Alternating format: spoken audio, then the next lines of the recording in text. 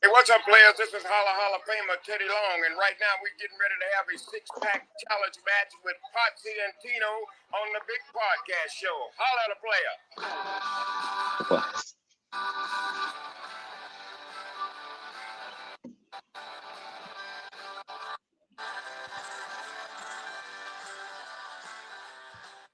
Ladies and gentlemen, boys and girls, children of all ages, the Pots and Pans Network brings you its tag team champions of the world. That's right, the Road Dogg Tino Gray, the badass Rob Potsy Ponchak, the Potsy and Tino Show. You popped yourself for some reason. It's because we hadn't used. I didn't think we'd used Teddy Long in a little while, and I thought a six-pack challenge match was exactly what we needed for what this week. I just noticed I got the fucking Hogan thing going on. So I'm letting my beard grow in, and it's all salt. But then it's got like it's got a little bit of pepper in it. Yeah. I'm like, what the hell? That's kind of weird. No, okay. I just noticed that. I'm like, what the fuck is going on? Unfortunately, that's the way that hair grows. I know, but I'm like, dude, it's an interesting color. So I'm still growing it in, still trying to figure it out. So I'm just amused. So our theme song is always brought to you by Adam's House Cats, called The Wrestling Song. It's available on iTunes for 99 cents, at least until 99. Mike Turner writes us a new theme song, and Michael Turner is in the audience. What's up, Michael? Hopefully you're coming out to Fayetteville this weekend. We'll get into that in a minute. But Tino, we always start the week, and you know how we do it. What's up with you? Oh, it's tough. Not much work. Been working today. I went back in, and I've been going to the gym again here lately. And I've been, as my knee is getting better from where I tore everything in it. And so I'm getting back into the CrossFit, and I'm getting back into my deadlift. And so and bench press and all that good stuff. So me and my cousin Jalen, he travels for work, but every city he's in, he'll stop at a gym and he'll send me a video. So we're sending videos back and forth. So he's deadlifting over like 365, and I deadlifted 305 today. That was one of my new records, so it's kind of cool. Just straight, you just got up off the couch, huh? Nah, dude, I'm not 305, dude. I'm 290. I'm a svelte 297 this morning on the scale. Oh, come on, man. I'm under awesome. 3. That's awesome to hear. And just get back into that. Just pretty much working, heading out to Hickory this Saturday for a show, and then that's about it. It's nothing really exciting, just work and getting ready for the show. I hadn't had a show. I hadn't played a show in probably over a month, so I'm kind of excited about that. Wow. Yeah. So he'll be in Florida with his family weekend, and next week not going to make the con this time. Michael's not going to make the show. Yeah, that's disappointing. So when you started talking about like deadlifting and all that stuff, it made me remember like the TikTok video that I saw of like the really big kid that sits there and like decides he's going to climb up a wall. So he like grabs onto the handrail and like climbs up the wall. And then all of a sudden, like the second half of it is, oh my God, that's Jason Bourne. You know, you know what I'm talking about. Like, I love that video. That shit, like it kills me every time I see it because it'll be something stupid like he'll shove like 18 ping pong balls into his mouth and it'll be like, oh my God, that's Jason Bourne. You know, stupid. So to give an update on me, for those that don't know, I will be at Fayetteville Comic-Con Saturday and Sunday. Friday night, I will be in Fayetteville for some of the festivities. I don't know what's going on, but I'll be setting up my table, and then after I set up my table, I will be out and about in Fayetteville, North Carolina. The person I normally hang out with, unfortunately, had to cancel their appearance at the show. So I'll be hanging out with everybody else, which is fine. At the same time, this week, Michael Adams, the co-creator and artist of Zor, sent me the second issue. I sent the edits back on the script, added some new dialogue and stuff like that, and want to go ahead and say that the book is trucking along and it looks amazing. At Fayetteville this weekend, anybody who is one of their, I guess, comic VIP packages will actually get as long as Staples gets it done in time for me, we'll get a limited edition Zor print that was actually drawn by Troy Dongara, who did Mandalorian with me, who will actually be at the show with me. So we'll have that there. It'll actually be Troy's cover. So basically, it's not only is it limited edition, but it's also an exclusive showing off his cover because we haven't shown it off to the world yet. Is that the one you sent me? No. You haven't sent it to me? No, but I will have a print of that one available for sale. Oh, so that's one I hadn't seen yet. Yes, so this is one you have not seen yet. And partly because, like, with all the covers we got for issue number 1, I don't want everything being shown until it can be ordered. Well, I mean, I'm not going to show it or tell nobody. No. But I want everybody to have some surprise. You know what I mean? I get it. But specifically, Troy and I will be sitting next to each other at the show, so I want to go ahead and like have that there. We got a couple comments, so I want to go ahead and keep an eye on that. I see that was me and Michael. Actually wrote one for the first time ever during the show. But the other thing, Tino, Eric Kent, the artist of Junior High Horrors. It's related to Clark. What? Eric Kent, I said, is he related to Clark? Never mind. It went Clark Kent, Eric Kent. Never mind. No. No, that's a terrible joke. You're frozen again. I am not. You're sitting there like this. Am I still frozen? Yes. Michael, isn't he frozen? Oh my. He left. There he is. Am I frozen? No, it's just a black screen. You can't see you. Give it a minute and load back up.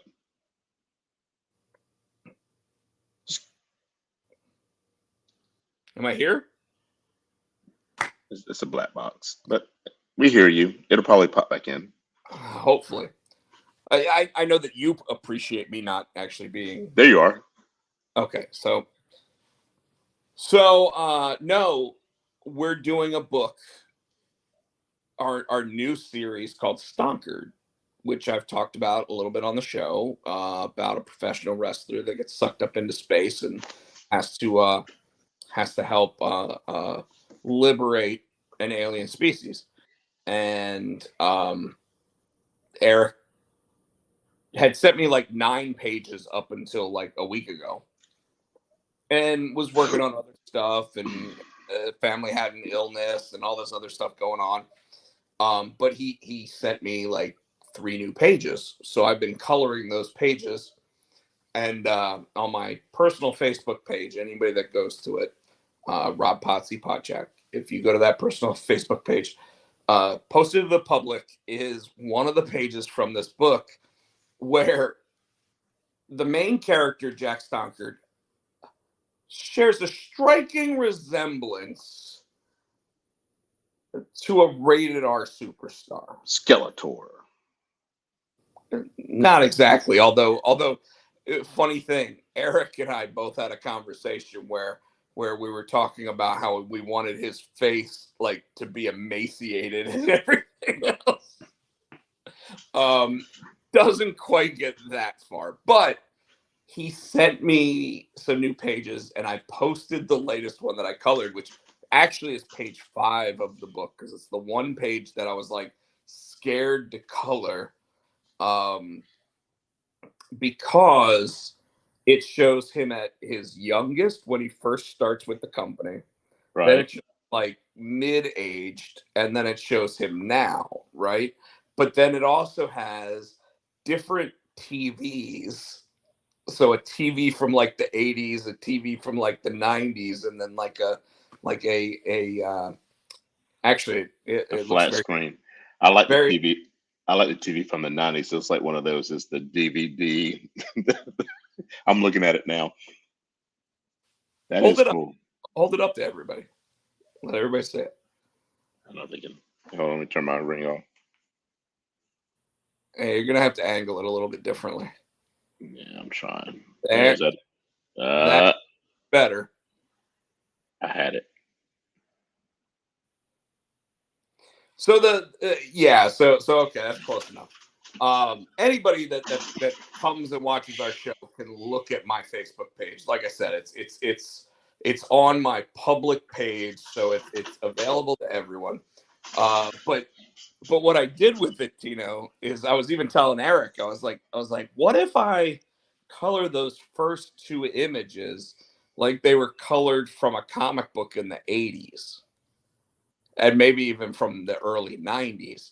And the reason why I did that was because the TV is supposed to be from like really old school. So doing it in like just plain color, not adding the what we call color separations to like make it look like the skin tones are like accurate and everything else. So it's like one color. And I may even go back and redo the top one because back in the day they only used 4 colors to Mm. actually try to determine the coloring. But the second one I add a couple more colors into it, and then the third one has the full color separations because it's the here and now, and it's obviously on the flat screen TV. But if you notice, I also added in like some like glare on the TVs. That was funny. So but I even said to Eric, I was like, what if I did it like this? And he goes, I don't know, man. See if it works. And I was like, well, I just hope people get the reference and the joke to it, like because I'm sitting there coloring it in a certain way to like emphasize that, you know what I mean? But anyway, but he sent me like 3 more pages. He said he's got 3 more pages getting ready to come over to me. So that book is about 2/3 done now, and we obviously haven't been doing it at the fast pace that we did junior high horrors or anything, but that's because both of us really want to give something special. And Tino, you obviously saw the page. What did you think of it? It was amazing. I like that page. I liked it a lot. It did. You captured the 3 decades that you were going for. It's kind of cool. And my favorite image in that whole thing is actually the logo in the very first one, where Mhm. it's got like the hibbits going on in the screen, like I don't even know what to call it, but it's just got like this weird like on the screen because that's the way that TV used to come in. And Unfortunately, you'd have to play with the knobs and whatever to get and then play with the antenna to get it. antennas. Yeah, um so that one, by the way, is probably because with Zor, we just decided we're going to go straight up, same normal method. Go through distribution, go into your comic book shop, order it, blah blah blah. With Stonkered, it does look like Eric and I are planning to make it our first um, our first property that we're going to do through like Kickstarter. So we really are going to need help making sure that it's a success, but it's a good book. I'm pretty excited about it. Our friend Sean Cruz obviously plays one of the characters in the book, and some of the pages actually show him in all of his glory. He's and he took some time off, but he's back at pro wrestling now, so living out his dream. Nice. But yeah, so we got to get him back on the show again. We do, and we will. Again, just as a heads up, I'll be at Fayetteville Comic-Con Saturday and Sunday. I'll be setting up in Fayetteville tomorrow. So I'll be in Fayetteville tomorrow evening. So anybody out in the Fayetteville area, if you want to hang out, let me know. Let's figure something out. Let's go with that. I'm not exactly sure where I'm staying, but I assume it's the same place that I stayed the last time, just because it makes the most sense. With that said, Tino, was this or was this not the biggest week in pro wrestling in a long time? Yeah. And because of that, if you want to talk about anything Collision, if you want to talk about anything Raw, SmackDown, even last week's, we probably talked about last week's Dynamite already, but if you want to talk about any of that stuff, let's just get it out of the way. I don't think I really want to talk about the Collision because it's a big thing because, the fucking pay-per-view. We got to talk about the pay-per-view from this weekend too. The FTR losing those championships, from what I'm reading, is because Cash Wheeler is legitimately hurt and he's going to be out for a while. However, that apparently is just a storyline and he is not hurt at all. No, I've read that his ribs are he got hurt. He got really hurt in the pay-per-view for real. I read today that he is not hurt.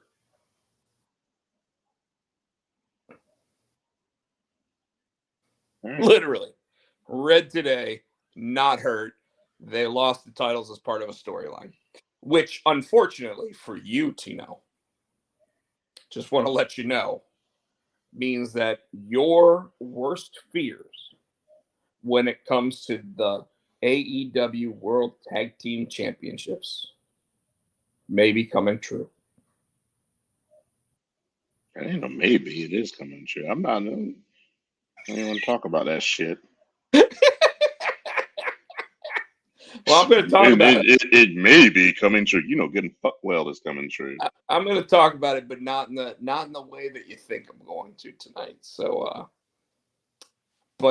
you're right. There was a premium live event for the WWE. I almost completely forgot about it because Tuesday was such a big night. Hold on, I'm looking it up. Hold on, so we can go through. Fastlane. All right. Michael's talking about old school TVs and channel 2, 4, 7, 9, 5, and 11. All right. So first match, I can't believe they started it with this match, but hey, it was the tag match with Jay and Cody against Judgment Day. Now, first of all, I just want to point out the Collision started an hour early on Saturday night at 7 p.m. They're doing it again this week at 7 p.m., by the way. So don't miss Collision if that's what you're looking to watch. But the first match on Collision was the Tag Team Championship match where Big Bill and Ricky Starks won that Tag Team Championships. So what did WWE do to one-up AEW during their premium live event, Cody and Jay won their titles, but I don't know if they won up them because they were on at the same time. No, they came on an hour later. Remember, yeah, it was an hour later. But I don't think they did it because of that. I really think that Cody and Jay were slotted to win those titles anyway. Always possible. However, I don't really understand the story behind that, but okay. I explained it to you in the text. Then I called you because you were being an ass. Well, remember that phone conversation? I remember the phone conversation. Yes, yeah, and folks, he really called me up, and sat there and explained it. Like all my wrestling friends have been calling me an ass for a while now. But I want to point out that I stated that after reading Bleacher Report's review of the match and saying it's going to be very difficult to keep Cody and Jay hot, knowing that at some point they have to lose those titles. And that's why I didn't necessarily agree with them winning those titles. I don't mind it. I think that I think that it's okay. However, knowing what we saw on Tuesday, Cody doesn't even care about those titles because it's not like he came out with the 2 belts. Yeah, he wasn't there for that. He was there for something else, and they announced him as the undisputed tag team champion. I mean, doesn't necessarily have to wear the belt. Dude, to NXT. If you're a champion, don't you wear your belt? If I'm not there, if that's not what it wasn't about. See, here's the thing: you would because you're you, but NXT wasn't about Cody. NXT was about him making that announcement and pushing the future table. I'm about to take you off this program. You know it's true. No, I would wear it because I'm proud of wearing the belt. Like, look at MJF. MJF on Tuesday night, Jay White stole his 1 belt, wore it down to the ring, so MJF wore the other belt out. Well, because he's that was the ROH tag belt, right? Correct. I was reading Michael Turner's thing. I even heard it. It was right. Yeah. That's not what Michael wrote, by the way. He didn't write. No.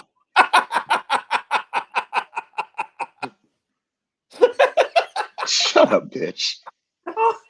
We both popped over it, though. That's what's funny about it. Anyway, so yeah, they started with that match, and it was a good match. Like, I mean, you obviously knew that Cody and Jay were going to bring it. There were a lot of super kicks. Cody hitting a super kick was a little bit surprising because I haven't seen one of those since maybe his Bullet Club days. And I'm kidding. I'm sure that when he was TNT champion 3 times, he hit a super kick at some point during all of that. I don't remember if he did. I don't remember it either. It's not really. I mean, in his WWE repertoire, it's not part of that, right? So, and we all know that WWE works a very certain style, which is a couple big moves and then safe moves throughout the rest of the match to try to keep everybody healthy. So what did you think of the match? I thought it was a good match. I was trying to figure out how they were going to get the belts off of the Judgment Day. Forgot totally about Bobblehead, and they played that well too. Bobblehead. They played that. Oh, you're calling him that now because for weeks you gave me shit for saying he had a big head. That's what. No. I didn't call you about the Cody J win. I called you about something else you were being an asshole about, and that was everyday life. What? No, that was Damian selling the knee and not cashing in the Money in the Bank. Well, we can get to the main event. And we gonna get to it. We gonna get to it. Yeah, we gonna get to it because I want everybody. Michael in agreement. You were being an ass. So next we had LWO against the Street Profits and Bobby Lashley. Now, if they're trying to build the Lashley and the Profits as a stable, I understand that they brought Carlito back and they're trying to make him look strong. But I thought they were also trying to make Lashley and the Profits look strong. And they really didn't. I mean, they had the Profits and they had some good moves, but LWO came off looking, you know what I mean? I think this might be Triple H doing some 50-50 booking, but it might also be because anytime you bring a surprise in, the surprise has to come across as someone they weren't anticipating, and thus they're going to have an advantage. And Carlito apparently is going to be back for a while. I think he signed a deal. I don't know how long he's going to be back, but He's supposed to be a full-time member of the SmackDown roster. And in fact, I want to go ahead and state right now, for the record, he's going to be the reason why the LWO will turn on Rey Mysterio. I kind of figured it would be what's his face? Well, Uh, Escobar is going to be the guy that actually pulls I it off. I thought it was going to be Escobar because I'm wondering if they're going to bring back Legado Fantasma or they're going to keep up with this LWO for a while. I think they'll keep it as the LWO. It seems to be a more popular franchise than Legado del Fantasma. But my point is that the introduction of a guy who's always been a little bit conniving to the group kind of makes sense that he'll be the one that starts going, hey man, Ray being the champion, that's not cool. Right? So it's built in. Yeah. And I think it could work. Okay. All right. Io Sky, Charlotte, and Asuka.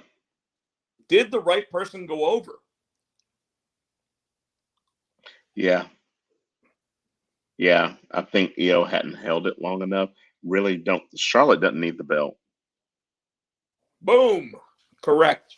Asuka, maybe. I can see maybe Asuka and her going forward a little more. But Charlotte definitely did not need that belt. 100% agreed that at this point, keep the belt off Charlotte as long as you can.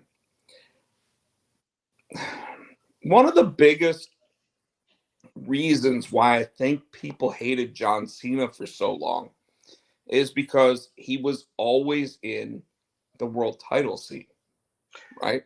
Yeah, but they did that with a lot of people, though. Why? You know what I'm saying? They did it with Hogan. It started with Hogan, and then Macho Man, then The Rock, Stone Cold, Hold Triple on. H. Well, hold on. Rock, Stone Cold, and Triple H were all always in the title picture, but that doesn't mean they always held the title, because you had 3, you had 4, you had The Undertaker, you had Shawn I Michaels. give you that. You had 5, 6 guys always right at the top of the card. So you never But knew who was. And then you introduced Jericho, you introduced Kurt Angle, you introduced, like but all of a sudden that main event scene was turmoil at easiest and phenomenal at best, right? so you agree with the Hogan thing, though, right? Uh, yes, and what I'll tell you is that it was a different time in wrestling. Because I mean, think about it. San Martino held the belt for 7 fucking years. Yeah, that's true. And nobody seemed to get upset about that. Now, granted, much Moolah, different. He wasn't on. Moolah, Moolah held it for 30. And for the most part, it really didn't sound like people got loud. But I actually had the conversation today, believe it or not, about Fabulous Moolah, and I said, well, she politicked her way into that spot to where she will currently be the greatest female champion of all time, but I don't think that she really was. I don't think she was the most athletic. I don't think that she was the most popular. I think that literally she politicked her way in there. Now, granted, there are times in Hulk Hogan's career he politicked himself into the championship. WrestleMania 8 or 9 or whatever it was, where Bret Hart lost to Yokozuna and then Hogan won, right? Like we know Hogan wasn't the most popular guy at that point. We also know that you can even look at Hogan's first part of his run in WCW, and you know that he wasn't the top guy, right? So even though he had political clout, and he had the power and everything to move the needle in certain areas, it wasn't until he sat there and said, I'm going to give the wrestling world the finger, that people like me, and I don't even remember how many times I've told the story, about how I had stopped watching pro wrestling. And one night I just happened to be flipping through the channels on a Monday, and I saw Rowdy Roddy Piper, who was the consummate bad guy, getting his ass beat by a black beard Hulk Hogan with a yellow mustache, wearing all black and white. And I was like, the fuck is this? What the? And I was like 15, and I'm like, what the fuck is going on? And I was glued to the screen. And honest to God, I haven't stopped watching pro wrestling since. Yep. Like, I stopped for like 4 or 5 years, and I even tell the story of how I stopped. It all went back to Hogan again. And with Hogan, it was earthquake landed on his chest, and Hogan was in the hospital and needed the prayers and everything else from the Hulkamaniacs. So people were and I never sent one of the I don't think I did. Maybe I did. I don't think I did though. My parents were probably like, it's fake. Don't do that. Like whatever. But I don't think I ever sent one of those messages. But shortly thereafter, I saw an advertisement for Hulk Hogan in Thunder in Paradise or something like that. Or maybe it was the ninja, like the kid ninja thing that he was in. Mm-hmm. You know what I'm talking about? The kid ninja movie. Yeah, I can't think of the name of it. I know I know what you're talking about. Mr. Nanny or some bullshit. Like I know he was in Mr. Nanny. So I saw a preview for that movie, and I'm like, that son of a bitch isn't injured. He's not in the hospital right now. He doesn't need my message. Like, fuck him. Of course, I was probably like, I don't know what that word is, but F him. Like,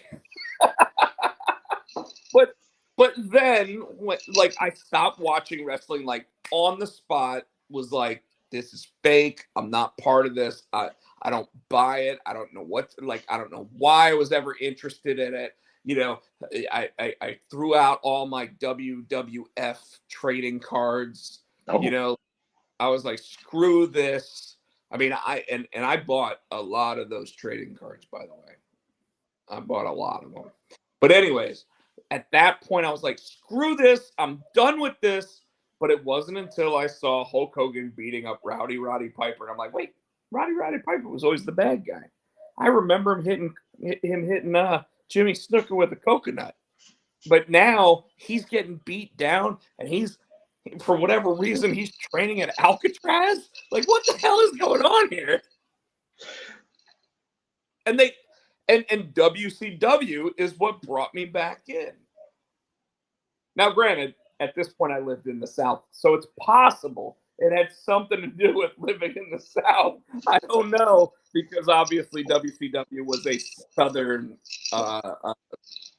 company. Yeah, that's what I grew up with. But it didn't take long for me to start watching Monday Nitro and bouncing back and forth between WWF and WCW on a weekly basis. And for the most part, I was enamored by WCW because most of the people that I grew up watching were now part of the NWO. Mm-hmm. But then I slowly started watching more and more of WWF.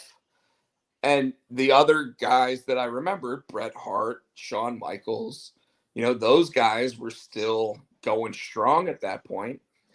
And then I started really buying into a guy by the name of Stone Cold Steve Austin, because I would watch, what was it, Live Wire on Saturday. Oh, yeah. I forgot about that show. And he would be sitting there doing commentary, and he'd be like, listen up, McMahon. I don't care what you're saying about this, that, lily gagging and all this BS.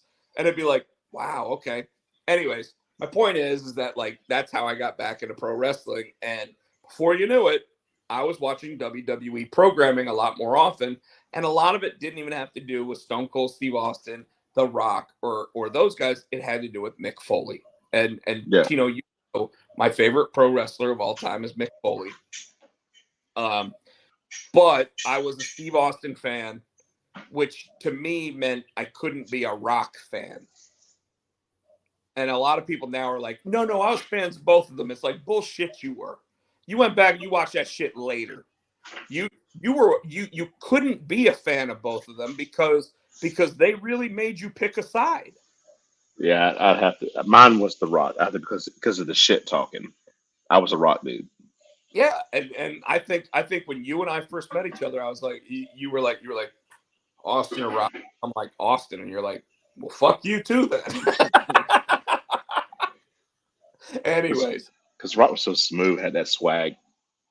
yeah, but Steve Austin had the same swag when it came to actually like. I still remember him sitting there saying to Farouk, "Son, I can't remember a damn thing you just said, but I want to let you know this ain't a black thing, this ain't a white thing, this is a me kicking your ass kind of thing." And then he drove the truck down and beat the hell out of D'Lo Brown that night, and I was like, "I'm in, I'm in." Like, buy me the shirt, whatever, like I'm in. So all right, I'm sorry. Let's get back to the PLE. Cena and Knight against the Bloodline. Thoughts? Yeah. You knew who was going to win. No, I didn't mean for you to play. Stop. Shut up. Hey. Because they have little clips of the match. So I just only hit play. I was trying to scroll up. So, Ooh. Yes, you knew who was going to win. I was glad it was LA Knight that actually got the victory. I don't really know where it means. Like, obviously, we're leaning into an LA Knight versus the Bloodline storyline, right? We know that Cena's probably here through the Saudi Arabia tour. Well, I've heard whispers that he's going to be the one facing Roman for the belt. We know he's not going to win the belt, but I think that's going to be Roman's next challenger. And it looks like Roman's been held off for so long that he's going to have Cena, and then it's very possible that he has LA Knight at Survivor Series. It's unfortunate because I think it means LA Knight gets that opportunity to be in front of the big crowd, but it doesn't mean that LA Knight gets the opportunity to win in front of the big crowd. Now, I could be wrong. Now, and hear me out. You might be right. I think we talked about this before. It wouldn't hurt Roman to lose that belt. And what if we did let LA Knight have it and maybe lose it again, like at the Rumble? You know what I mean? It doesn't hurt Roman depending on what the plan is for Roman. Yeah, because I think it's going to be Roman Rock.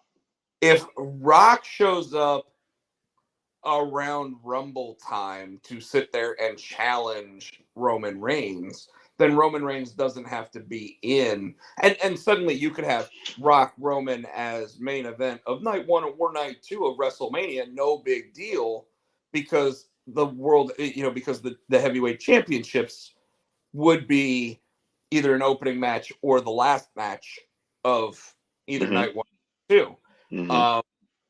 The Rock comes back. The Rock's not gonna like somehow they talked Steve Austin into main eventing night 1 of a WrestleMania, and I think that was more along the lines of Steve sitting there going, "I'm not sure I can actually put on the final match of WrestleMania."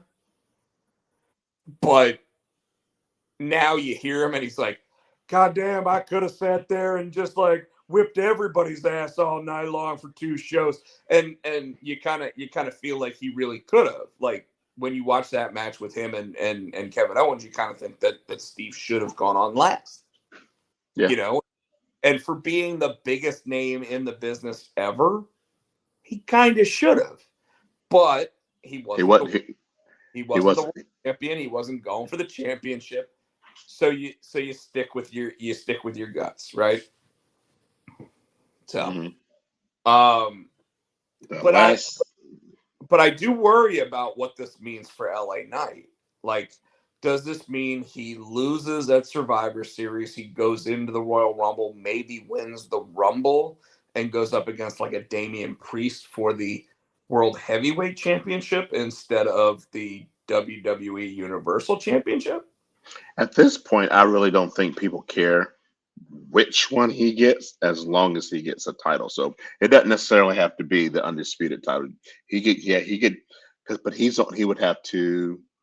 Yeah, if he wins the Rumble, he gets to pick who he chooses. So or who he wrestles. So yeah, I can see him moving to Monday night. I would rather see LA Knight on Monday night. Well, they're both live. Never mind, they're both live. Yeah. I would rather see him on Monday night just because, like, he's electrifying, Mhm. you know?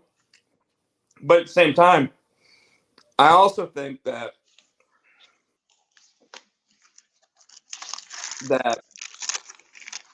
him against Roman, he's never going to get that rub from Triple H to take that belt.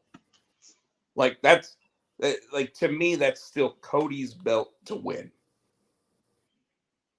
Which is why I said it does make sense for him to be a tag champion because now he can go back and forth between two shows and kind of start that thing with Roman. However, I thought we all thought that he was going to be the Raw superstar traded to SmackDown. And if he's not, this is the second best thing to do. I guess, sure. And I don't disagree with you. I'm a little apathetic about it. You know what I mean? Mm-hmm. So, all right, next. Unless you have anything else you want to add. Seth Rollins against, as my wife calls him, shit stain Nakamura. Did I tell you that story? Yes, you did. And we've all called him shit stain Nakamura. We were really hoping that Takeshita was going to show up on WWE because I'm going to be take a shitta and shit stain Nakamura. Yeah. That match,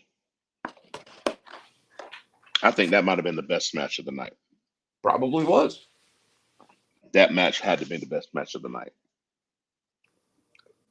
Not sure if you read this or not, but Seth Rollins is being credited for returning Shinsuke Nakamura to his previous level of overness.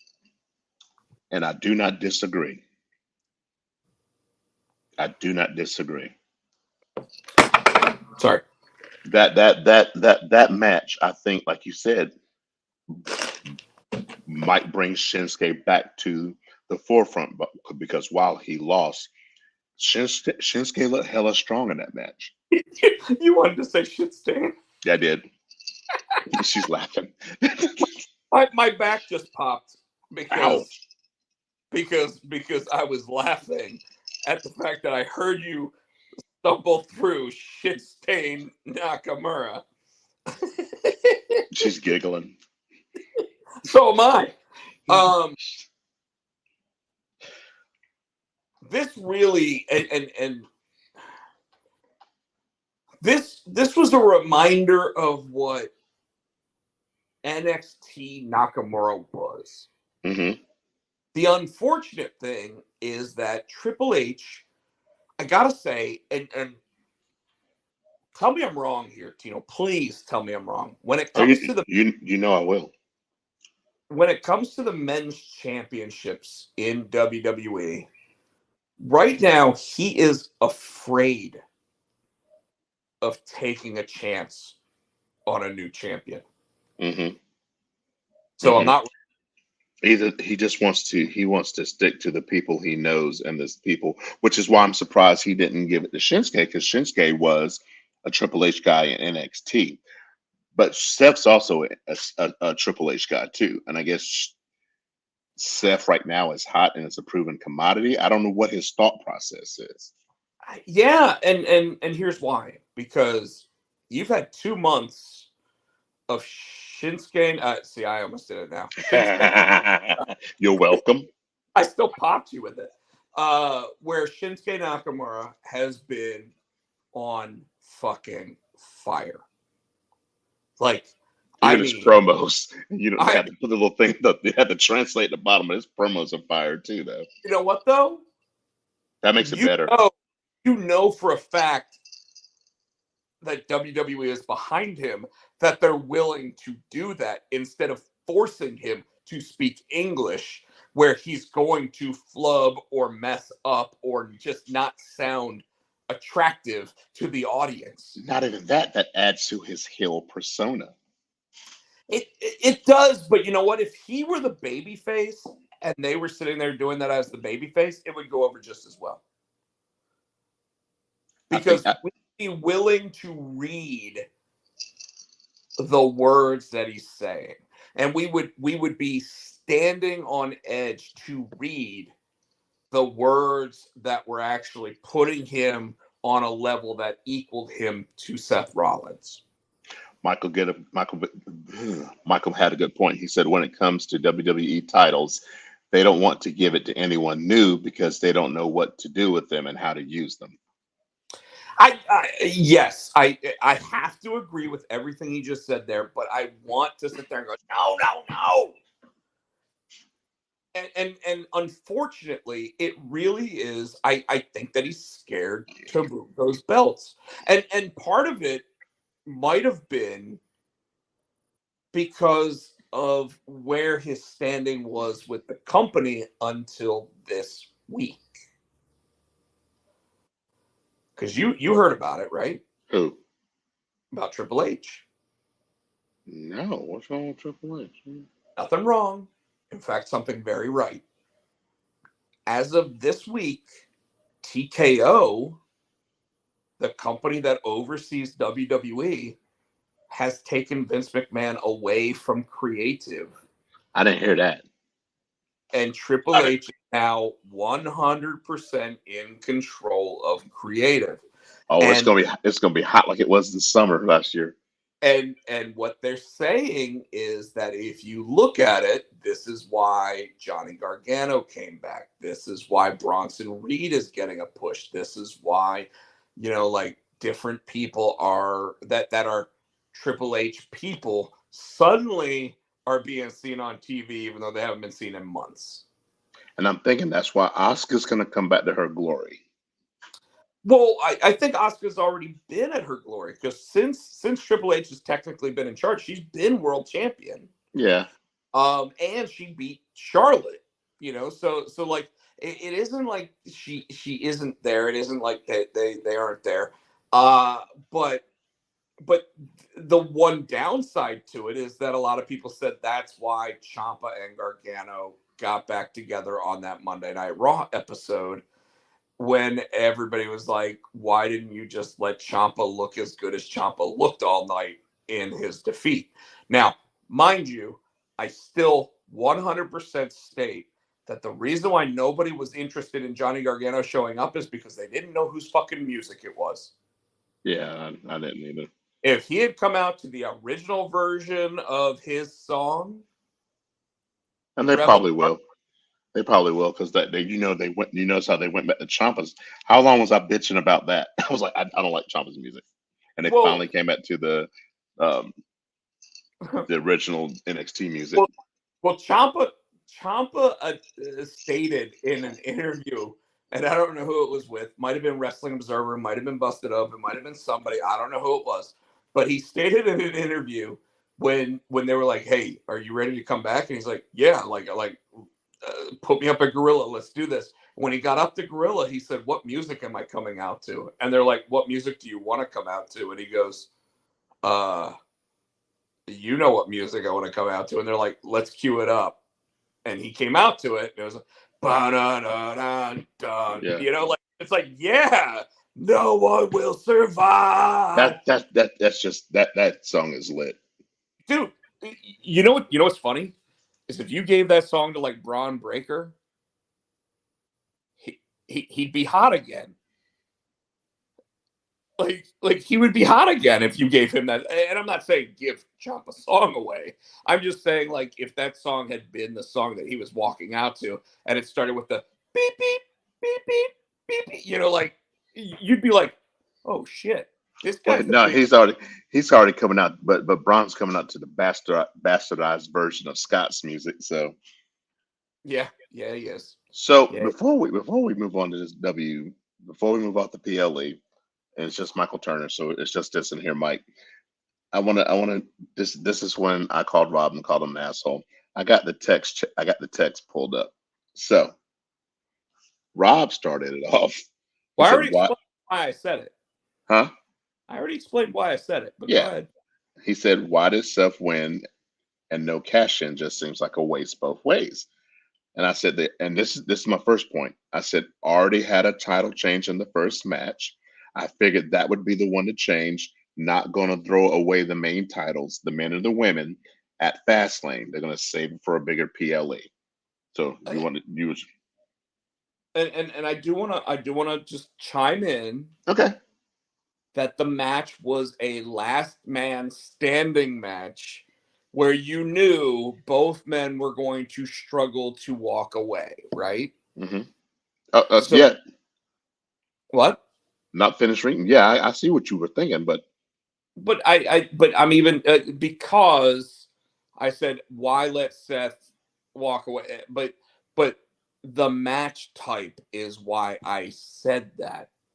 okay. Continue. Then you said horrible match booking. And I said I thought it was a good show. The booking made sense. They had to get the belts off of Priest because he's going to get the belt from Rollins. I said Cody and Jay can now go to SmackDown and fuck with I said New Day, but I meant Bloodline. I said remember Cody is eventually going after Roman. This way it makes sense. This way that makes sense. This is a way that makes sense to transition him to SmackDown. When Then when when you, when you said New Day, I yeah, was I was like, this dude must be smoking crack tonight. I meant Bloodline. And it And was then like noon. and then well, apparently Cody and Jay were fucked up so too. So, and I said, then I Yeah, said, I got like 17 messages from you. oh, every time I watched them, and then I said, just because you don't agree with the booking doesn't make it bad. And I said, and you said Does. and then you said it makes Priest look weak for not taking the opportunity with Rollins have dead. I said, no, he was selling the damaged knee he got from the first match. Doing the thing you don't, he was doing the thing you complain that people don't do anymore, and that's selling injury. And then I called you because by that time I was done typing. Yes, you were. You were done typing at that point. I want, Well, okay. Let me explain my side here, because while you read verbatim what was going on in my mind and what was written on the paper, the fact is that a knee injury, if someone is selling a neck and back injury, is still not as bad. And Seth could barely walk out of the ring, I the didn't arena. get, I didn't get to finish because I was choking. Well, good. Good. I was, See, I, telling you that you needed to stop. No, go ahead. Seriously. I said I was done texting because I wanted to cuss you out in real time. That's why I called you. And he did. But he also started choking there. So So I God was like, he shouldn't be cussing me out. so I was like, Rhea reminded him she took the case because she said, Priest, you said you didn't want to rush it. So why are you going to go out there with a bum knee? Because we all know, even with a bad back, if Priest would have gone down there with a knee, that'd have been a wasted cash in. He wouldn't have won it that night. So wait till they're both 100%.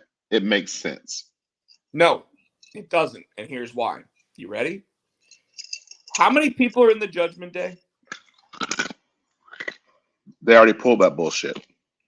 And they pull it again. Like I said, just because you don't agree with it doesn't make it bad. It made sense. It didn't, though, man. Like, okay, what I'll say is this. Your statement about how they finished up the night is fine. Michael Okay. chime in. But hold on. I'm saying that your statement about the way that they handled it as if they were in regular matches is fine. The problem is that when you say last man standing, you have to assume Excuse me. that automatically gives Damian Priest the advantage. And a bad guy is going to take every advantage he can get. Now, this is bad booking too when it comes to this match, because if you remember, Shinsuke Nakamura sitting there saying, Seth Rollins, I'm not ready to take you on when you say you have a bad back, was a bad booking decision. They both were. I'm not saying the execution of the matches wasn't fine. See Michael turn. You see what Michael said? I don't agree. I don't agree. And I still don't agree.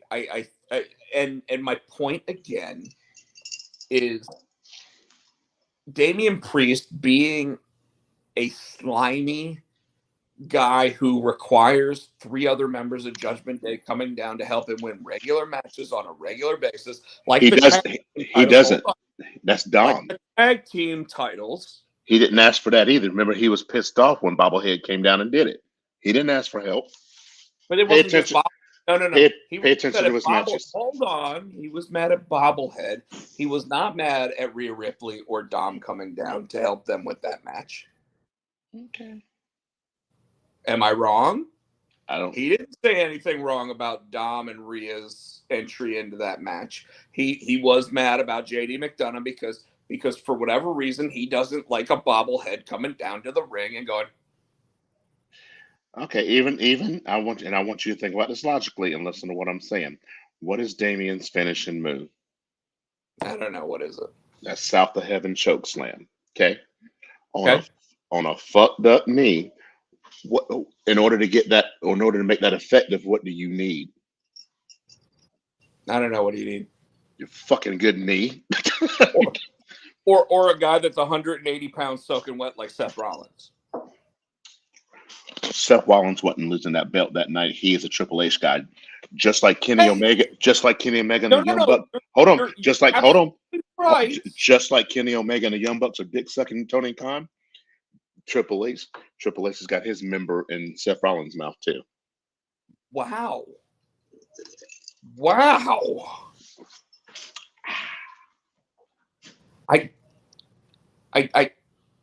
I'm gonna say I don't agree with that statement on the second half. The first half, you may be 100% correct.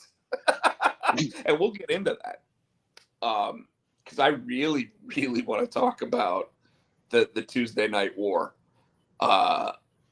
Because I want to talk about the social media aspect of it. I want to talk about the execution of the nights. Tony Khan had a death wish. You see that tweet he sent out?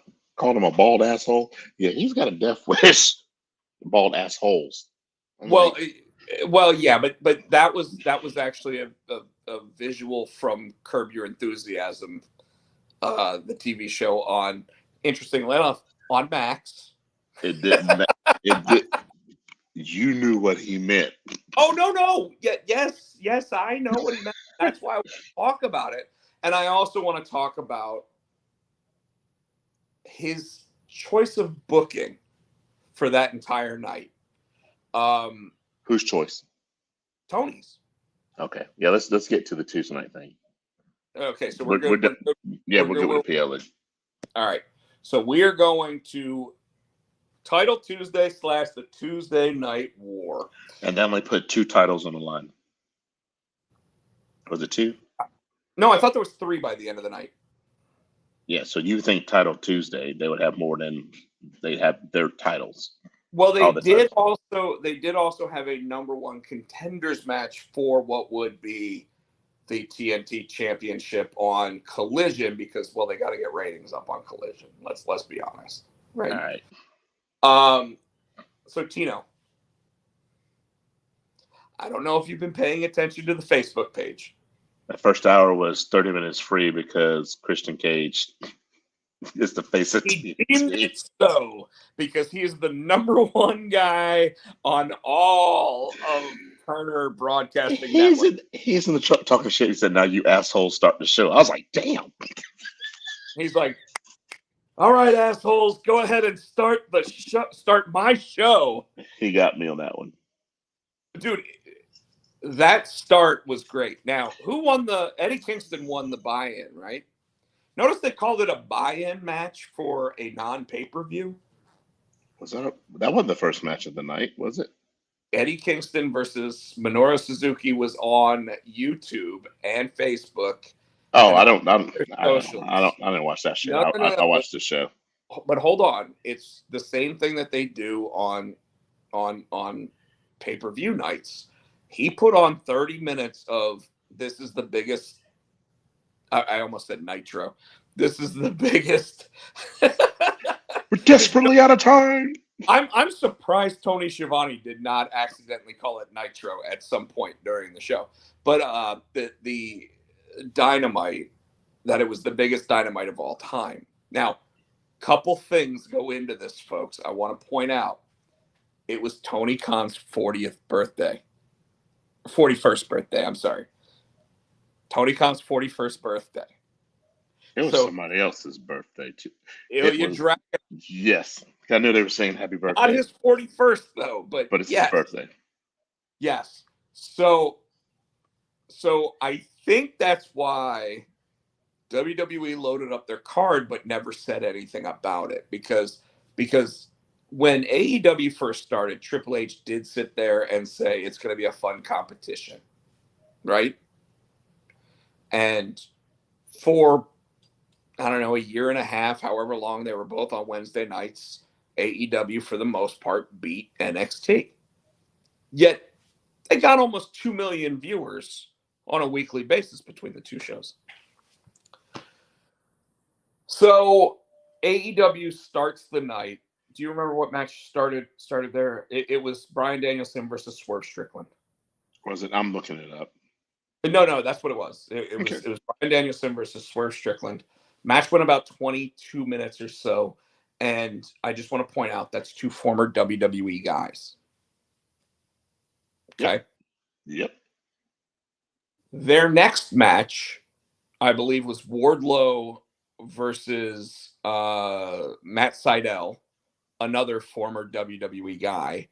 And Matt Sydal got squashed. So at this point, you've now had one WWE mainstay guy that people will recognize, Bryan Danielson, and then one other former WWE guy that we wouldn't recognize because Matt Sydal got fired for pot use.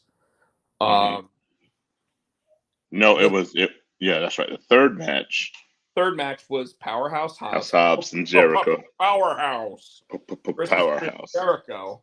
He fucked Jericho up. He did. But Jericho's going on a tour with Fozzy. We know that. But they sent him out good. Well, a lot of the dirt sheets are actually like, Jericho tried to do when John Cena got beat up by Brock Lesnar at that pay-per-view, and it was just like eye-dropping, like, what the fuck just happened? And most of them are saying that Jericho doesn't know how to sell it as well as John Cena did. Just saying, okay? But now, at this point, we've had 3 matches, and we've had 4 WWE guys on AEW Dynamite, right? Well, no, you don't forget Roderick Strong and Adam Cole and the whole cut this grass thing.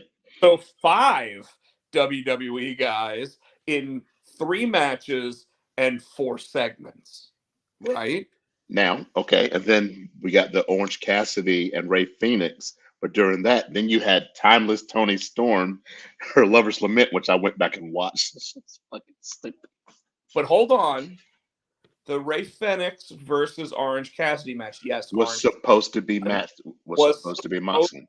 John Moxley, which would have meant another former very recognizable WWE guy Then you in had Matt. a high position match.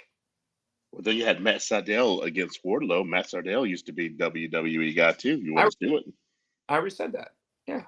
So what was after the Ray Phoenix, and because Orange Cassidy won that match, good for him, but a little bit surprising that happened to me. Yeah. Timeless Tony Storm did her new film called Lover's Lament. It was a silent film, and they played it, and it pissed me off because they played it with the when they were doing the picture in picture with the commercials. So I went back on YouTube and watched it. But they did it on purpose during the picture in picture because it was a silent film. So I had to ask the wrestling group, like, did they literally just, because she's sitting there looking like she's moving her mouth. She is, and it is because if you go watch it on YouTube, they're playing like the old timey music while she's walking around, and it is her moving her mouth. It'd have been perfect if they'd have put like the words on the blank screen on the black screen. That'd have been Yeah, perfect. You know what I'm talking about, right? yeah, I know exactly with like the little white like Yes. streamers.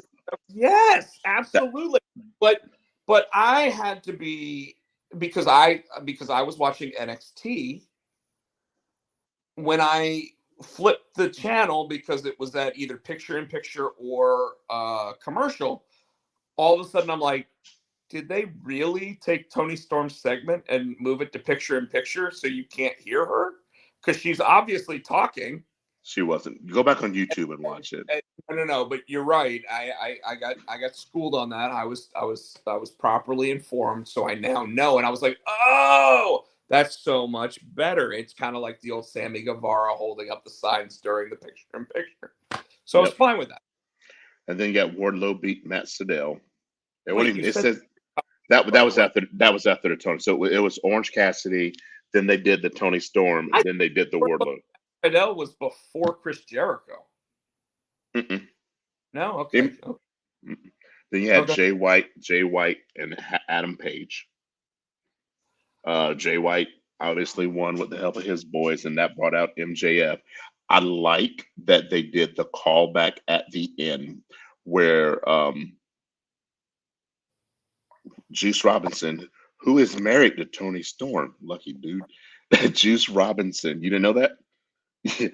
Juice Robinson did the throwback. Remember a couple months ago when Yes. MJF was talking about being bullied and how they threw quarters at him, and then at the end, Juice Robinson had that roll of quarters with his name on it, and that's what set Max off. If you throw those quarters at me, that's what set him off. I will kill you. I will break your neck. So let me just ask a question to you. Do you think that Juice Robinson, because if you remember, Bullet Club Gold's been using that roll of quarters to hit people in the head quite a bit. But this time he said, I have a special one for you. It's got your name written on it. Do you think that was previously discussed? That's what I was going to ask you because Max legitimately, He I couldn't, snapped. I couldn't tell if that was, and he snapped the mic down and walked away. I couldn't tell if that was part of it or Juice just did that. I was going to ask you what you thought about that. Max was asked about it after the match and after the episode, like the next day, and he said, growing up as a Jewish kid in New York, I was bullied a lot, and there was a time that kids would throw quarters, and I think they even hit me with quarters at one point. He So said that in a promo before too, a couple he months back. did, yeah. But like he was reiterating it because apparently it set people at Turner off, and I think specifically because of the Palestine stuff going on. Like they touched a corner that they probably shouldn't have touched upon. So Which I wonder if he went into business for himself though. I guess that's the question. I doubt it, but he probably took it further than what was agreed upon. Does that make sense? Mm.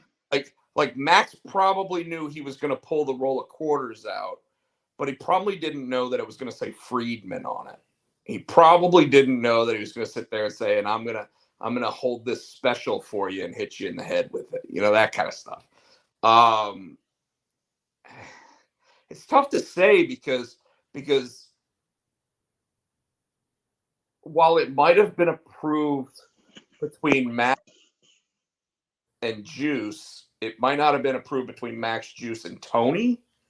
And it might not have been approved between Max, Juice, Tony, and Turner.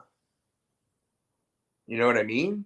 Yeah. Like Turner has been very lenient about, and it blows my mind because back in the day, USA would sit there and say, "Hey, don't do this." Shawn Michaels, Triple H would do it, and they'd be like, "Hey, great ratings, don't do it again." They'd do it again the next week. The ratings would go up, and they'd be like, "Hey, great ratings, don't do it again."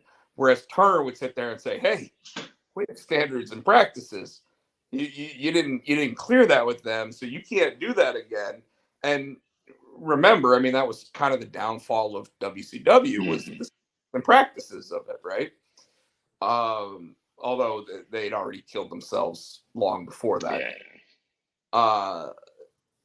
So I wonder if they're giving Tony Khan a very long leash. Yeah, because MJF is saying GD and shit an awful lot. Well, if you notice this week, the first time he said, try that shit, and it got through.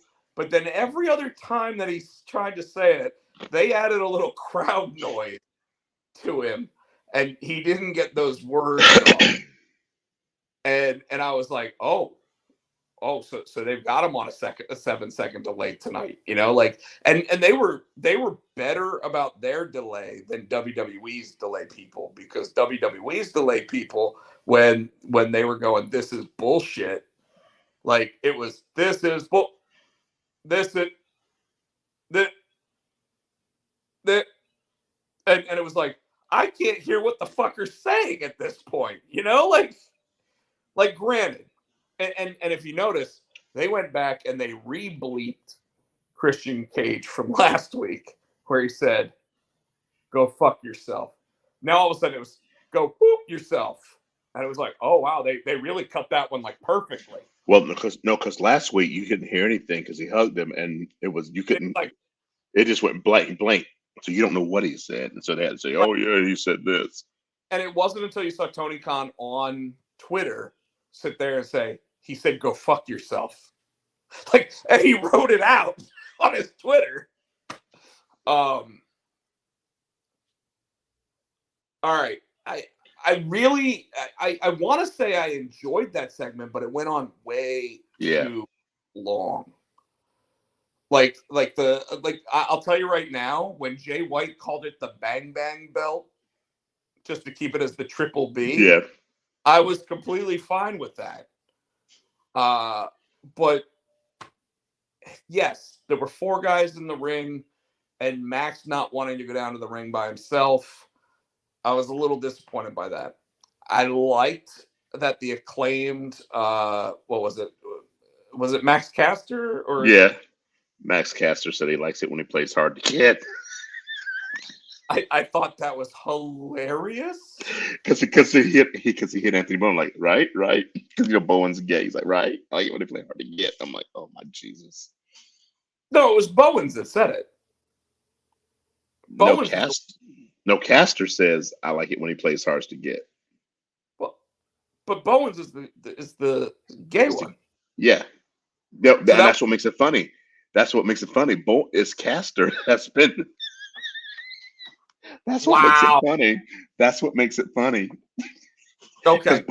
Because Bowen's is like, ew, no, why? Well, I thought it was funny regardless. And I also thought it was funny that Billy Gunn's sitting there saying, what makes you think you're allowed to sit there and tell us that we're going to help him out? And it's like, come on, man, scissor me, you know, like whatever. But I like the idea. Well, because, and the fact that Billy Gunn didn't go, the only reason why we're willing to help out is because it's against those assholes that beat us for our belts. Yeah. Like, that to me would have been a better state. But regardless, like the idea that now Max suddenly does have some possible friends is nice to see. Like people are finally softening on our scumbag. And then finally we have Luchasaurus and I keep want to call him Edge, but I think the best line is when He's Ed. yeah, but the best line is when Cage says, "Hey, your new daddy's coming home." He's like, "Hey Beth, change the sheets, get it ready for me." And the look on Edge's face when he was running to the ring, he was coming to kill. So I want to break this down. Christian cut one of his 18 promos of the year. He's been fire. He's been fire with this He's run. not just fire. He deserves to be the AEW World Heavyweight Champion right now. Nah, we're pushing it there. Well, so I have a feeling that Tony won't pull the trigger on that. So they'll give him the Ring of Honor World Championship over Eddie Kingston at some point. And he'll probably sit there and say, "Hey, Eddie, got any kids at home?" Like something like that or whatever, which will set Eddie Kingston off, and Eddie Kingston will go off script. Eddie a killing. But here's the thing. So, loves his promo. Loved the moment where Edge comes running out. Hate the fact that Edge came running out still wearing his vest and everything else. Like at that point, he should have just run out and ripped that thing off while he's running to the ring. I was glad they didn't do the whole on this day. Like, just cut his music and go through. Go, right? Like, I was glad. Because there's so many times that AEW gets shit for oh, Matt Hardy's getting the shit kicked out of him. Oh, cue Jeff Hardy's music, and Jeff Hardy comes out like this and goes, "Oh, my brother's getting his ass kicked. Now let me run down to the ring." I thought, and when they were jumping him at the end, I know that Darby Allin is hurt, so he couldn't come help him. I figured Sting wouldn't come by, but you know who it would have been, because they haven't done anything with him. You hadn't seen him. If motherfucking Jack Perry would have come down there to help him. Jack Perry's a heel. Yeah, but they haven't done shit with him since he lost that belt. He could have come back as a face. Fuck him. Yeah. Well, hold on. You want to know why they didn't bring Jack Perry out? Because who did they bring out? Who came to help him? I fell asleep. The Blackpool Combat Club. Yes, that's right. And but then the Gates of Agony came out and jumped them. But hold on. Who's in the Blackpool Combat Club, Tino? All the WWE guys except for Willa Yuta.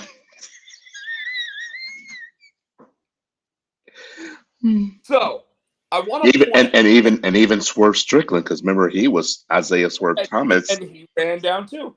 So I really want to break this down. Okay, there were 7 matches on Dynamite. 7.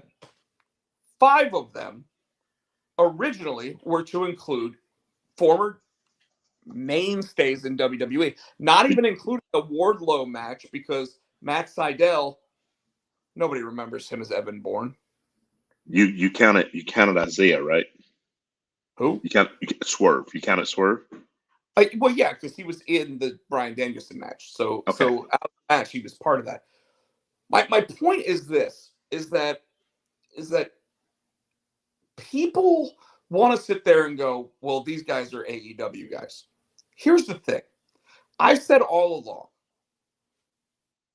these big, mind-blowing moments in AEW when Bryan Danielson showed up, the music that they played is very similar to Daniel Bryan's theme music, right?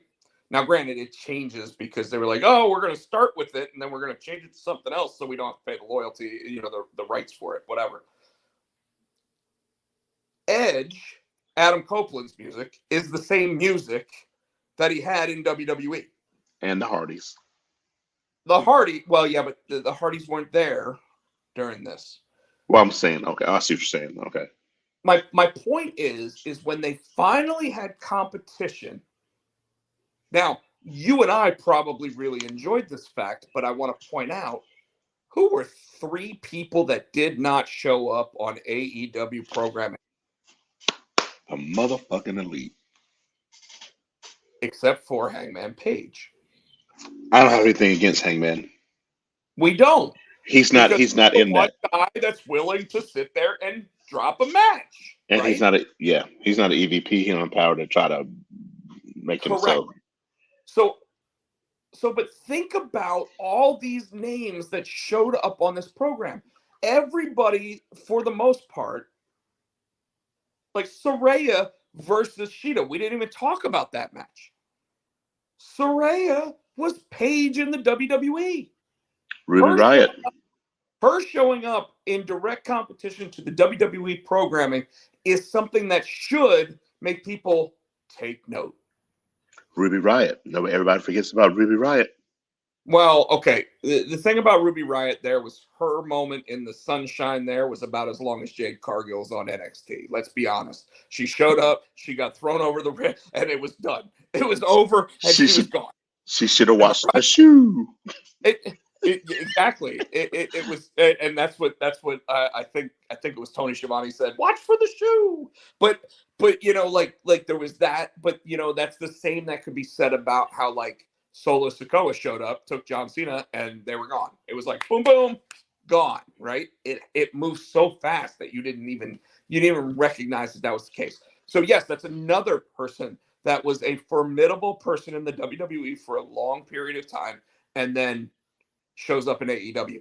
AEW. Tony Storm was the damn. Sorry. Tony Storm. Yeah. AEW had the opportunity to highlight people like Ricky Starks. Had the opportunity to highlight the Acclaimed. Had the opportunity to highlight all of these people. And what did they do? They pulled a WCW, in my opinion. Mm-hmm. And yes, they did have Shida go over Saraya. They did have Powerhouse Hobbs go over Chris Jericho. But in every other one of those matches, the people that were making more of a name for themselves in AEW over the possibility of being in WWE, Swerve Strickland, for example, lost their matches to more well-known WWE names. Daniel Bryan beat Swerve. Edge beat Luchasaurus. It's a fact. People can sit there and get on me about it all they want and say, well, yeah, but these guys are long to... Here's the deal. People, and we're going to talk about NXT here in a minute. Yeah, let's get it. Yeah. I know. We could probably run through it pretty quick. They want to talk about how John Cena, Asuka, Undertaker, they all showed up. Cody Rhodes all showed up on NXT. But what they don't want to admit is that a bunch of 40-something-year-old guys that made their name famous in the WWE are what Tony Khan believed were going to get him the ratings on a Tuesday night against WWE programming. And you can't fault me for saying it. You can't fight me for saying it. And the fact is I'm fucking right. He didn't go with Kenny Omega. He didn't go with the Young Bucks. And God's honest truth, he didn't go with MJF. He let him cut a promo. Yeah, but you make it okay. And while I agree with you, he did do that this night. I think he did that this night because he was going up against WWE. Normally, he does try to use his homegrown talent. Agreed. And I would, if I was going against an enemy, if I was going against a bigger band, you better cool believe I'm gonna pull out all the fucking hits. I'm gonna pull out. Everything goes.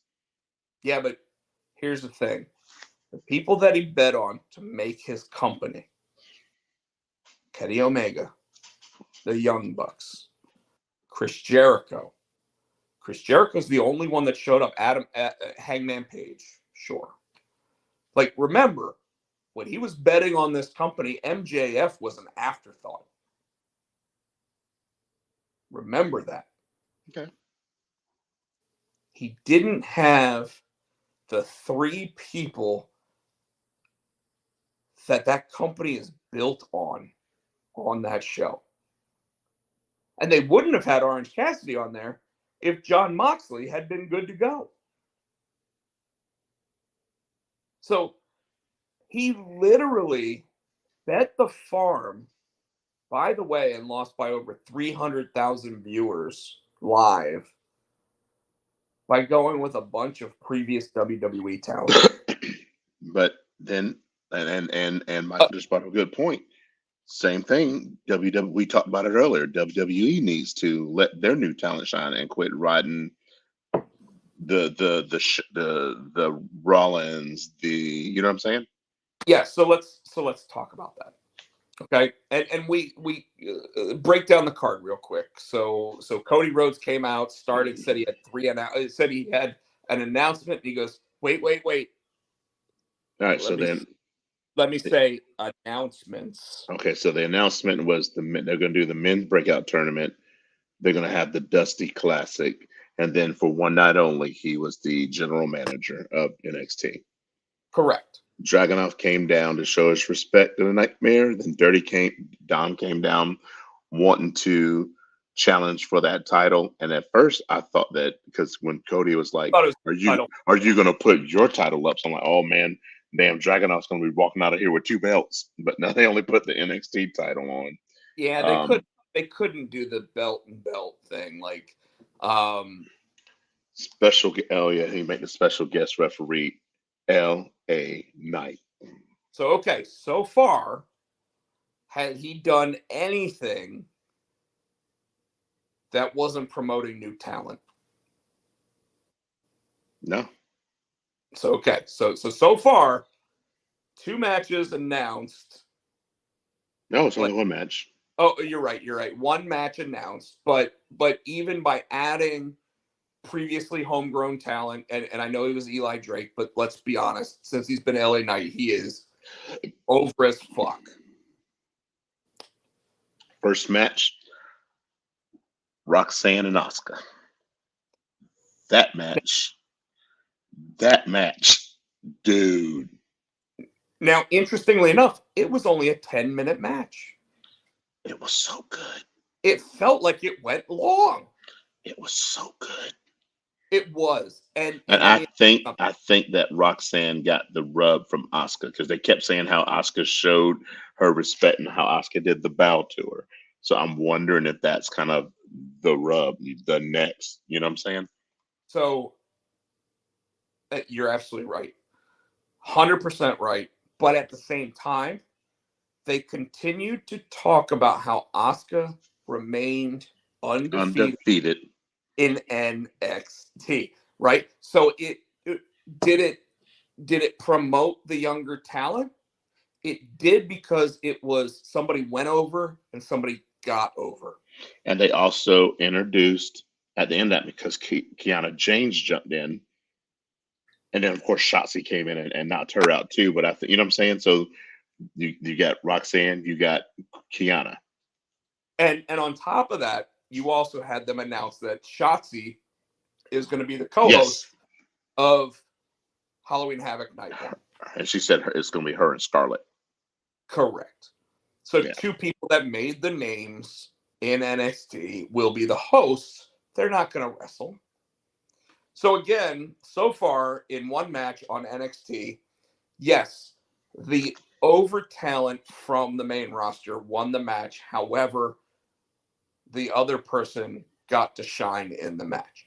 So I don't care what anybody says, the younger talent did get over.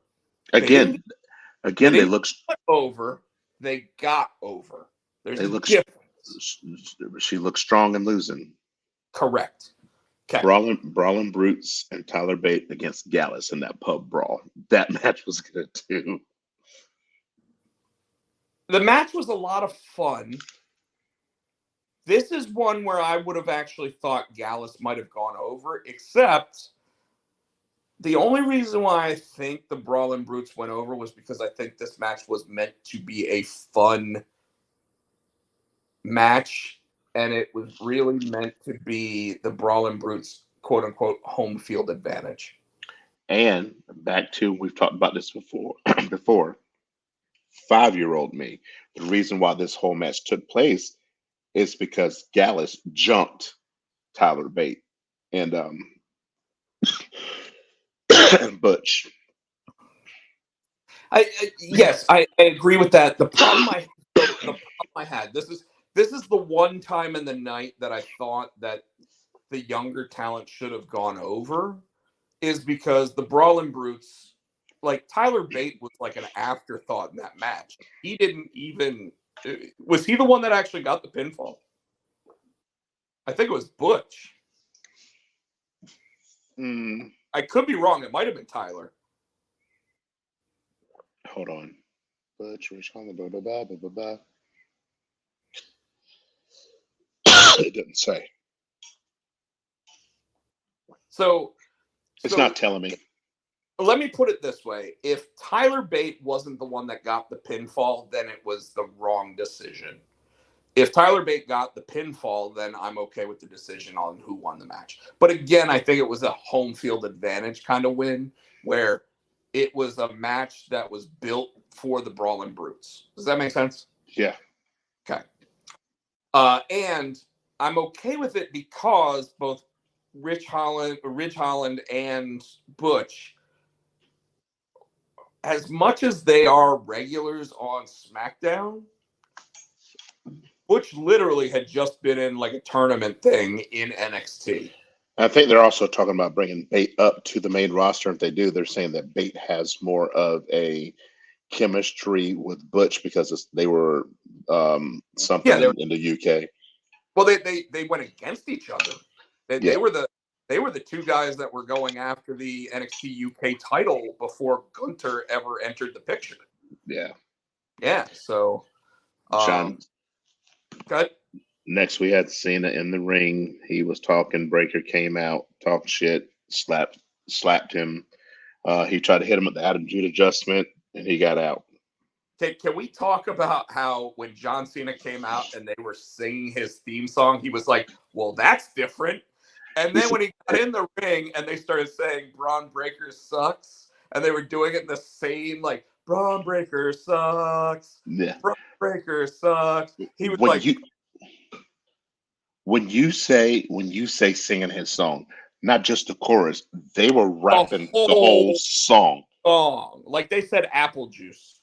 Yeah. I don't know about that. No, I don't think this. But they were like, my time is up. My time is now. You can't see me. My time is now. Yeah, now. but they did the whole, like, the verses and everything. The whole thing. Yeah, and they did it for Cody as well. And you know, one thing that's been said about the WWE in this situation is that they, quote unquote, stacked their card. Which, yes, they put main roster talent on this card. At the same time, when you go to the CWC, the what do they call it? The Performance Center. Yeah, but they call it something now. The wrestling center. Like I can't remember what it is. Because I don't think it's actually attached to the performance center anymore. I think they actually built a building, so they had a bigger area. But nobody pays to get in there. So you wait outside on Tuesday night, and they let a certain amount of people in. So all these people got to see all this for free. That's cool. And not only did they get to see it for free, but they were hot for this. And if I had to guess, the merchandise sales that night were probably, because remember, this place probably holds what, 2,500 people? Like, I mean, a small, like Durham Armory size, right? Okay. They probably did a Raw or SmackDown's merch numbers that night Oh, because of the names they brought. So they no didn't doubt. charge them to get in. But remember, the last time we went to a show, an LA Knight shirt was $40. $40. Like, the shirt I'm wearing was $22, and that was at San Diego Comic-Con. My point, I guess I'm trying to make, is that like WWE wanted to give their fans something. And we can sit there and say that they wanted to give USA something, and we could say that, you know, that the television rights contract for NXT is coming up, so they wanted to sit there and say, hey, every so often we could do something like this, right? Fact is, yes, they wanted to beat the pants off of AEW. They wanted to do it in a way where they didn't have to say, we're going up against our competition. They wanted to do it in a way where they could sit there and just go, we still have the best talent. We still have the best rosters. And we still have the best wrestling. So, what happened next? Dragunov and Dom Dom. What did I just say? The best rosters, the best wrestling. And I think I wasn't even planning for that statement there, Tino. Can you believe how good Dominic Mysterio is in the ring on a weekly fucking basis now? No. No, you can't believe it? I can't believe it. No. Like he's I mean, I'm saying phenomenal. But he's good. He is, but I'm saying I can't believe it. he went from that little like I keep joking that in the WWE Supercard game, every so often they put out a thing of rookie cards where it's like the very first time you saw the person. So like when they show Kane, it's actually Isaac Yankem, you know, that kind of thing. And I want them to put out a Dominic Mysterio one where it's the little young Dom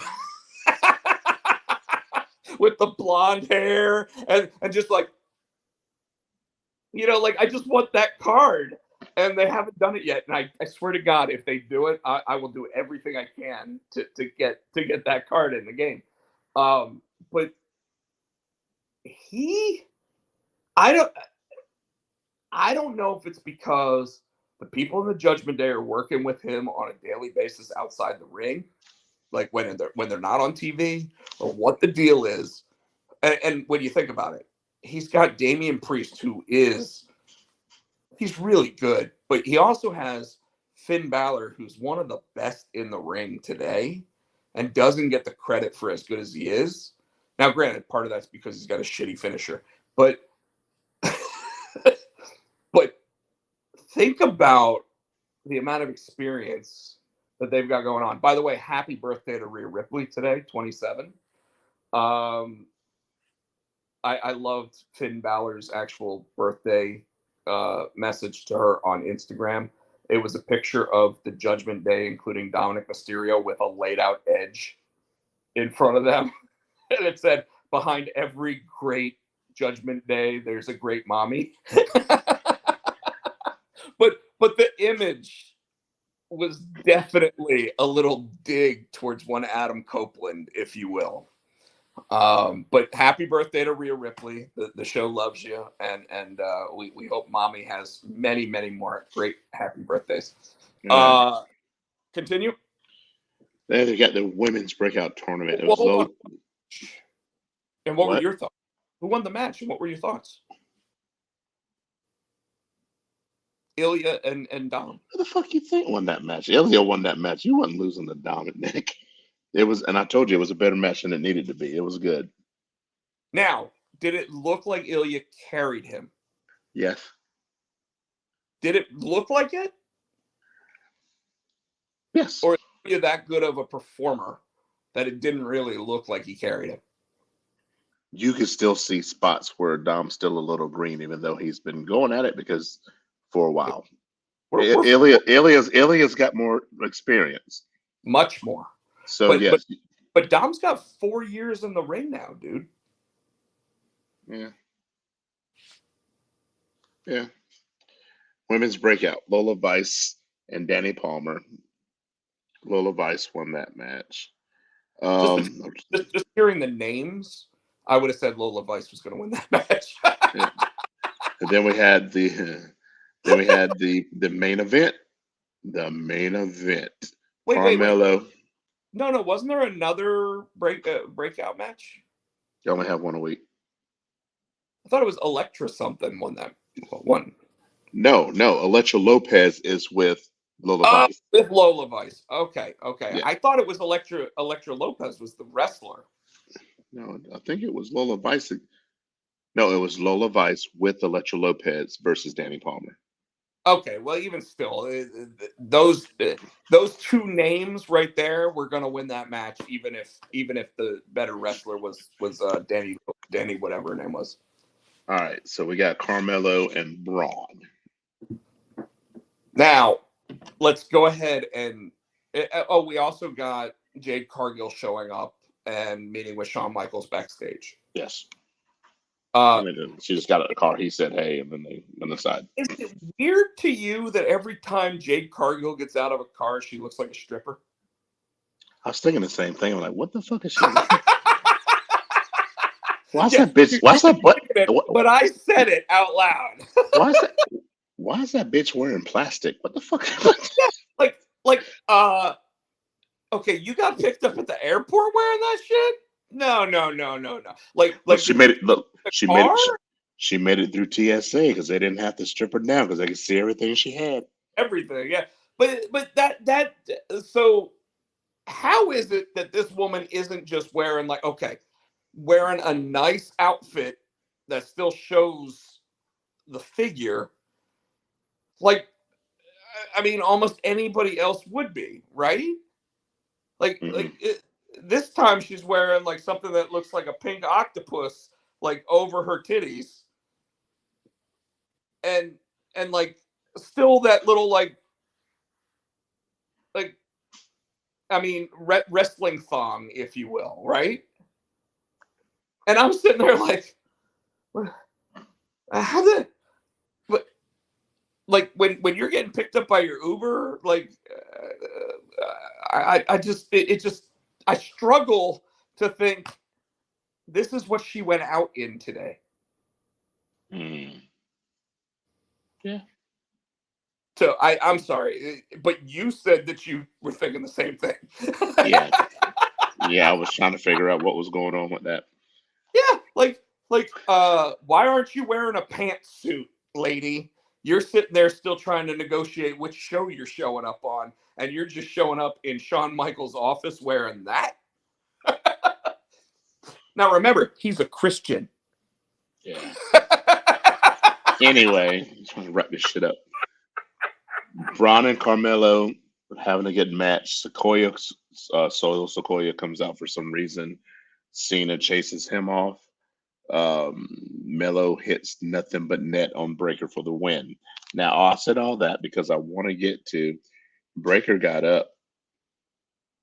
And he got up and he knocked Carmelo Hayes out and he said, he's calling himself the badass. So I'm thinking, what do you think he's badass, Billy Gunn? I forgot all about the Undertaker. And then he said, I'm the and then all of a sudden you hear the motorcycle revving. And then Undertaker comes down to Kid Rock's American Badass. I am American Badass. Oh, right. I was like, okay. They didn't bother to move the steps so he could ride around. He rode around half of it. Yeah, I'm like, dude, y'all need to move the steps. You know he's getting old. But and then he got in the ring. And go ahead. I love that sound. Terrence earlier was sitting there talking about how watching the Undertaker try to get into the ring was get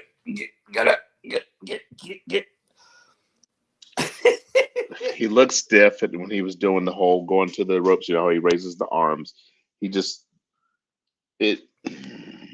He's definitely been putting back some daddy sodas, if you know what I mean.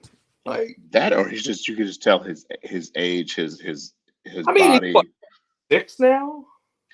Yeah, but well, not his age, but his, you could tell he's had hips replacement. His injuries are showing. He's had like 105 surgeries. So I mean, like, and I wish I was actually exaggerating, but I think it is close to that because they were talking about how like just arm surgeries alone, he's had like 22 arm surgeries or knee surgeries or whatever. Uh, Tino, And that choke slam was look weak. no, I like the choke slam. I don't think Braun helped him with that choke slam. I think that's why you might think it looked weak. Because when he picked him up, he gave him the ultimate wedgie to go with that choke slam. But I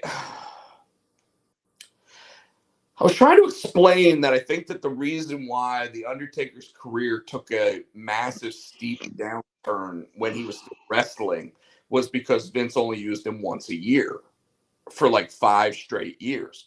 And if he had actually continued working a semi-regular schedule, that he would have put on some solid matches during that time because his body would have been loosened up for it. And, you know, this is one of those things where they were talking about wrestlers that don't work that 300-day schedule all of a sudden have, like, you know, when they get dropped on their back all the time or whatever, like their back tightens up, does all these things that, like, if they're not ready for it, and this is why CM Punk, Edge, all these guys that hadn't been in the wrestling ring for so long were having major injuries because they were tearing stuff and whatever because they were trying to do things with their body that they hadn't done in years, right? Right. So I really feel that that's where the downturn in what the Undertaker's capable of doing now really came from. Now, a lot of that was also because he'd go out for 6 months, have surgery, and wasn't able to do anything for 6 months, right? So there's a lot of that goes into it too. But I think that some of those injuries, some of those surgeries, everything else probably could have been prevented if he'd been wrestling a regular schedule. And like I say, semi-regular, because did the Undertaker need to work, you know, every week on SmackDown because Teddy Long was going, "You're gonna face the Undertaker"? No, you don't have to have it every week, but I do think that had something to do with where we see this massive decline with him, whereas you don't see that decline with like a Chris Jericho. Does that make sense? Yeah. So, I liked seeing him come out. I liked seeing him riding that badass motorcycle that he came out on. But even when he started like moving his legs to move the motorcycle, it looked like he was like limping on the motorcycle. And then watching him get into the ring was a bit harsh. But if that is the way the WWE utilizes the Undertaker going forward for the next 5 or 6 years, I'm 100% okay with it. I thought that it was a good use of the Hall of Famer Oh yeah. in a capacity I where just he. I I just don't don't want want to. to match. Yeah, I don't want to see a Braun Breaker Undertaker match. And I hope that's not the plan. I could see the Undertaker endorsing Carmelo Hayes to be his representative in a match, but I don't want to see the Undertaker actually take on that match. No. I'd be more happy with Kane taking on that match on behalf of his brother, the Undertaker, because I'd even be okay with Kane losing that match. You know what I mean? Mm. So, and Kane has shown that even though I think he's like 5 or 6 years younger than the Undertaker anyway, but he has shown that he still has something that he can get up and go in the ring with. The match itself was solid. It was a good representation of him. I was asking the Facebook group what color was Braun Breaker's skin. Was it a Hogan orange? Like, is that what Crayola's calling it? Because it was not natural. And you're not even laughing, but I thought that was funny. I know you did. Yeah, well, it was funny. Uh, What's up with Heyman letting his hair dye go out? I was going to ask you because I noticed that. What was it, Monday or Friday? I noticed that he's letting it go gray. I'm like, hey, I mean, he's been in the wrestling business 40 plus years. I think it's about time it goes gray, right? But a lot of people think that it's because he's stressing the return of Roman Reigns, and that's why his hair is losing its color. Which completely fine with that, because obviously when he used to have those moments with Brock Lesnar, we always looked at it and, wow, Heyman doesn't look like he slept. He hasn't shaved in like a week and a half. And suddenly, like, he's got these bags under his eyes and everything. He literally looks like he's living the role of somebody that's scared of Brock Lesnar. You know what I mean? So, Tino, we know the ratings came in, and I'll finish this up quickly. We know the ratings came in. NXT about 900,000 plus viewers, which is about 100,000 up from what they've been averaging recently. So about a 12% increase over what they've been doing. AEW on a different night, 600,000 viewers, a little bit over that. If this had been a Wednesday night, would those numbers be flipped?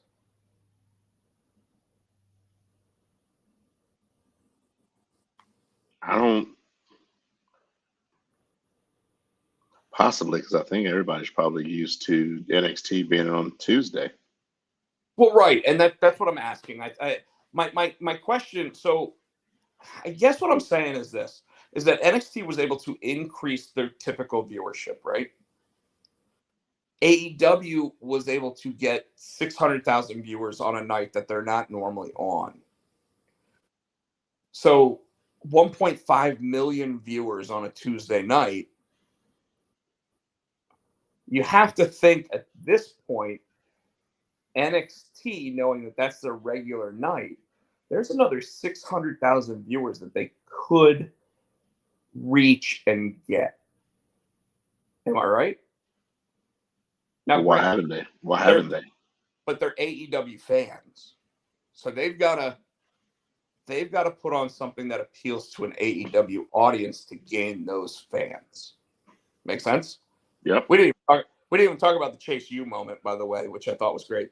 But then on Wednesday night, AEW typically gets about 800,000 viewers. So about 75% of the regular audience showed up to watch Dynamite, which I think is really good on a night that they're not normally on TV.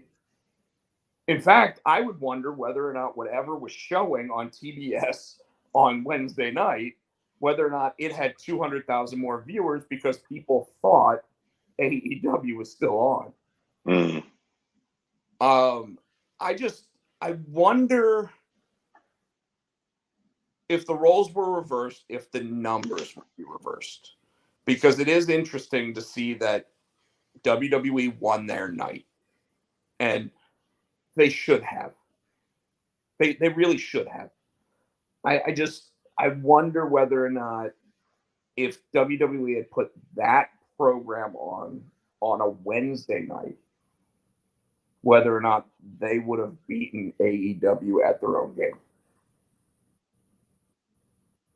And we'll never know. Because all we keep seeing when they do have direct competition is Collision versus a PLE, and Collision's never going to win that. I mean, that's not true. Collision could win that. They'd have to do a PLE on TNT. Okay. Yeah, I got really nothing else, like I said, I'll be at Fayetteville Comic Con this week.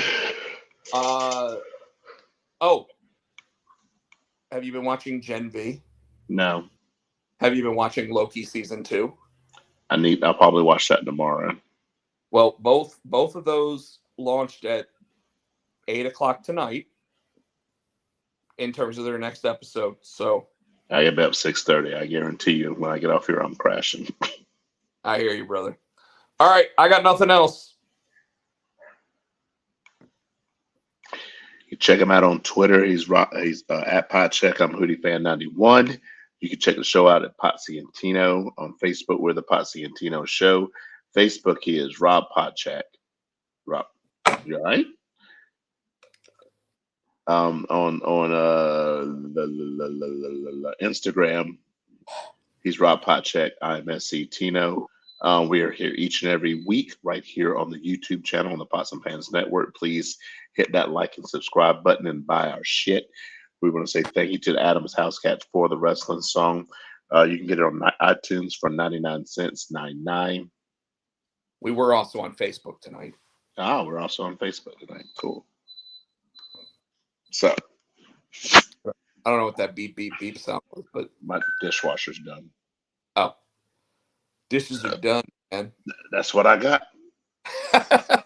Ladies and gentlemen, thank you so much. We will see you next time. It's been a pleasure. Dishwasher says bye.